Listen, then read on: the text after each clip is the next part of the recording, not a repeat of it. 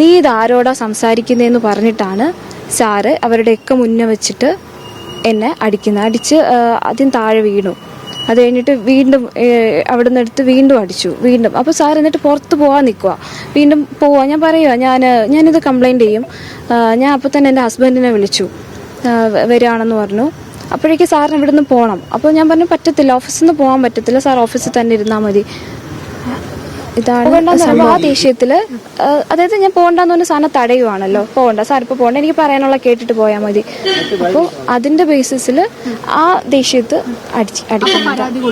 ഇല്ല, പരാതി ഒന്നും കൊടുത്തില്ല.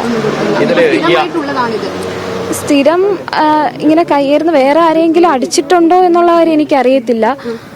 അന്ന് മറ്റു പെൺകുട്ടികളോടും ഇങ്ങനെ തന്നെയാണ് വഴക്ക് പറയുന്നെന്ന് പറഞ്ഞാൽ ഫയൽസ് ഒക്കെ മുഖത്ത് വലിച്ചെറിയ, ഒത്തിരി ജൂനിയേഴ്സ് അത് ഓഫീസിൽ അവിടെ വഞ്ചൂർ കോടതിയിൽ ആരോട് ചോദിച്ചാൽ അറിയാം, ആ ഓഫീസിൽ ആരും നിക്കത്തില്ല. ഇല്ല, പോലീസ് കസ്റ്റഡിയിലെടുക്കാൻ അസോസിയേഷൻ ഓഫീസിൽ കയറിയിട്ട് അദ്ദേഹത്തെ കൊണ്ടുപോകാൻ പറ്റില്ല എന്ന അസോസിയേഷന്റെ തീരുമാനം. അപ്പോൾ അതുകൊണ്ട് പോലീസ് അറസ്റ്റ് ചെയ്തിട്ടുണ്ടാവില്ല എന്ന് തോന്നുന്നു. ഞാൻ മെഡിക്കൽ എടുക്കാനായിട്ട് വന്നതുകൊണ്ട് അസോസിയേഷനിൽ അങ്ങനെ ഒരു നിയമപരമായിട്ട് അങ്ങനെ ഒരു പരാതി കൊടുത്തിട്ടില്ല. അല്ലാതെ ഇപ്പോൾ ഈ ഓഫീസിൽ ആരും നിൽക്കത്തില്ല എന്നുള്ള, കാരണം സാറിന്റെ ഈ ദേഷ്യം വരുമ്പോൾ പറയുന്ന വാക്കുകൾ, ഇനി ഇതിനു മുമ്പ് വേറെ ആരെയും അടിച്ചിട്ടുണ്ടോ എന്നുള്ള കാര്യം എനിക്ക് അറിയത്തില്ല.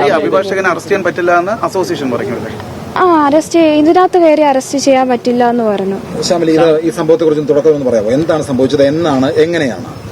ഇന്ന് 12:30 ആണ് സംഭവം.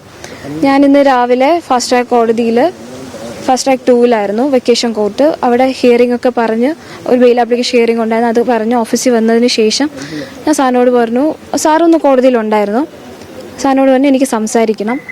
അപ്പോൾ സാറ് പറഞ്ഞു എനിക്ക് നീ പറയുന്ന ഒന്നും കേൾക്കണ്ട, എനിക്ക് കേൾക്കാൻ താല്പര്യമില്ല എന്ന് പറഞ്ഞിട്ട് ഓഫീസിൽ നിന്ന് ഇറങ്ങി പോകാൻ നിന്നു. അപ്പോൾ ഞാൻ പറഞ്ഞു സാറ് ഒന്നുകിൽ ആ ജൂനിയറിനെ വോൺ ചെയ്യണം, ഇല്ലെങ്കിൽ എനിക്ക് വോൺ ചെയ്യേണ്ടി വരും. അപ്പോൾ സാറ് പറ്റത്തില്ല, സാർ ഇറങ്ങി പോകാൻ നിന്നു. അപ്പോൾ ഞാൻ ആ ജൂനിയറിനോട് പറഞ്ഞു വർക്ക് ചെയ്യാനല്ലേ വരുന്നത്, വർക്ക് ചെയ്യുക, എൻ്റെ കാര്യത്തിൽ ഇടപെടരുത്, ഞാൻ ഒന്നിനും വരുന്നില്ലല്ലോ, എൻ്റെ കാര്യത്തിൽ ഇടപെടരുതെന്ന് പറഞ്ഞു. നീ ഇതാരോടാ സംസാരിക്കുന്നതെന്ന് പറഞ്ഞിട്ടാണ് സാറ് അവരുടെയൊക്കെ മുന്നേ വെച്ചിട്ട് എന്നെ അടിച്ച് ആദ്യം താഴെ വീണു. അത് കഴിഞ്ഞിട്ട് വീണ്ടും അവിടെ നിന്ന് എടുത്ത് വീണ്ടും അടിച്ചു. അപ്പോൾ സാർ എന്നിട്ട് പുറത്ത് പോകാൻ നിൽക്കുക. വീണ്ടും പോവാ ഞാൻ പറയുക ഞാനിത് കംപ്ലൈൻറ്റ് ചെയ്യും. ഞാൻ അപ്പോൾ തന്നെ എൻ്റെ ഹസ്ബൻഡിനെ വിളിച്ചു, വരികയാണെന്ന് പറഞ്ഞു. അപ്പോഴേക്ക് സാറിന് ഇവിടെ നിന്ന് പോകണം. അപ്പോൾ ഞാൻ പറഞ്ഞു പറ്റത്തില്ല, ഓഫീസിൽ നിന്ന് പോകാൻ പറ്റത്തില്ല, സാർ ഓഫീസിൽ തന്നെ ഇരുന്നാൽ മതി. ഇതാണ് സംഭവം.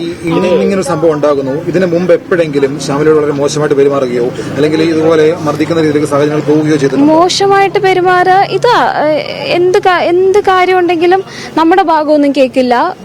സാറിന് തോന്നുന്നത് പറയാ, ഫയൽസ് എടുത്ത് മുഖത്തെറിയുക. അത് എന്നോട് മാത്രമല്ല, ഈ ഓഫീസിലുള്ള മിക്ക ജൂനിയേഴ്സിനോടും ഇതാ. പിന്നെ പെട്ടെന്ന് ഒരു സുപ്രഭാതത്തിൽ വിളിച്ചിട്ട് നാളെ മുതൽ വരണ്ട, കാര്യവുമില്ല കാരണവുമില്ല ഒന്നും പറയില്ല, നാളെ മുതൽ ഓഫീസിൽ വരണ്ട. നമ്മളൊക്കെ ഒരു അടിമകളെ പോലെ എല്ലാം സാറ് പറയുന്ന എല്ലാം കേട്ടിരുന്ന കുഴപ്പമില്ല. അസോസിയേഷനിൽ ഞാൻ നേരിട്ട് പോയില്ല. ഓഫീസിൽ അസോസിയേഷന്റെ സെക്രട്ടറി ഒക്കെ വന്നിട്ടുണ്ടായിരുന്നു. അസോസിയേഷനിൽ നിന്ന് മാനേജിംഗ് കമ്മിറ്റി ആൾക്കാർ അവരൊക്കെ വന്നിട്ടുണ്ട്, അഡ്വക്കേറ്റ്സ് ഒക്കെ വന്നിട്ടുണ്ടായിരുന്നു. ബാക്കിയുള്ള ആളുകൾ കണ്ടു നിൽക്കുകയാണ്. ഇല്ല, ആരും തടയാനായിട്ട്.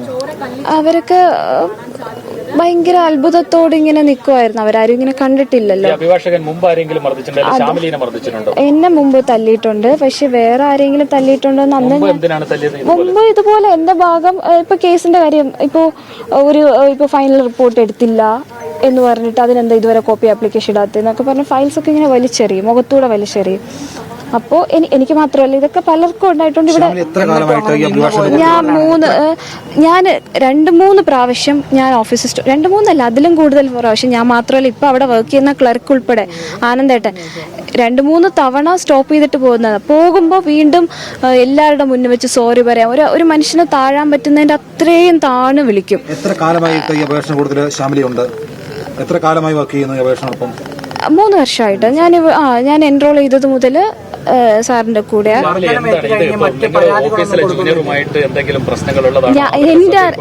എന്റെ അറിവില് ഞാനും ആ ജൂനിയറോ ഞാനും ഓഫീസിൽ ആരുമായിട്ട് ഒരു പ്രശ്നമില്ല. പിന്നെ എന്തിനാ എനിക്കെതിരെ ഇങ്ങനെ ഒരു അലിഗേഷൻ, ഞാൻ ചെയ്യാത്തൊരു കാര്യം ഇങ്ങനെ സാറിനോട് പറഞ്ഞു, അത് കേട്ട പാതി കേൾക്കാത്ത പാതി സാർ എന്തിനു വിളിച്ച് ഓഫീസിൽ വരണ്ടെന്ന് പറഞ്ഞു എന്നുള്ളത് എനിക്കറിയില്ല. ഈ കാര്യം ഞാൻ സാറിനോട് ചോദിച്ചു, സംസാരിച്ചു.